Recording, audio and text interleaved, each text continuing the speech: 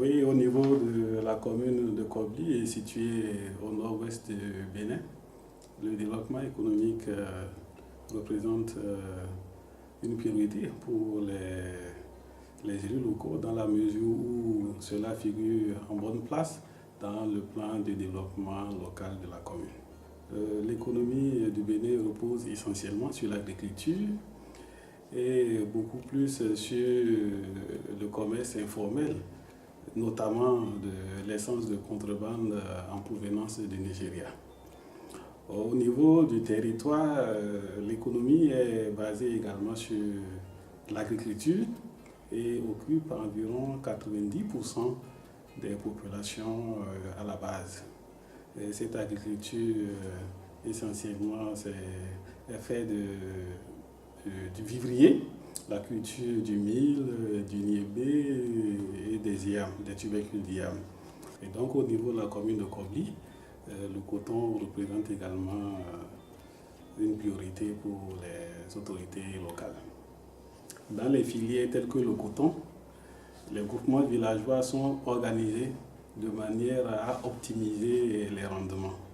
Des leviers pour favoriser le développement économique local, je pense, c'est le levage parce que tous les jours de marché qui s'animent, il y a des centaines de têtes de moutons, de cabris qui quittent la commune pour les autres communes. La commune gagnerait beaucoup à baser son économie sur la filière élevage. Je voudrais également faire une mention sur la culture maraîchère, les produits de grande saison. Abondamment, nous avons la tomate, la laitue pendant la saison des pluies, abondamment, et puis cela coûte moins cher, mais quelques mois plus tard, ces produits se font rares, et donc les maraîchers pourraient aussi s'organiser avec l'appui de partenaires pour vraiment accélérer les leviers qui concernent la culture maraîchère et produire. Les compétences des collectivités territoriales qui ne sont pas suffisamment larges, ce qui fait que l'État tient encore un certain nombre de leviers qu'il doit pouvoir laisser au profit des collectivités territoriales. J'en veux pour preuve la contractualisation avec les entreprises étrangères. Tout cela est géré au niveau des ministères et c'est le Conseil des ministres qui approuve, disons, le régime et les différentes autorisations des entreprises étrangères qui doivent s'installer sur le territoire. Ce qui fait que parfois, ces entreprises opèrent sur le territoire sans que le maire en soit informé. Et donc, il est vraiment question d'améliorer cet aspect des choses pour que les communes puissent vraiment manager le secteur et pouvoir améliorer les revenus des habitants et l'emploi des jeunes. Ensuite, au niveau des territoires du Bénin, les ressources humaines ne sont pas encore suffisamment formées pour concevoir des politiques, des stratégies vraiment adaptées à leur territoire qui puissent améliorer les revenus des habitants.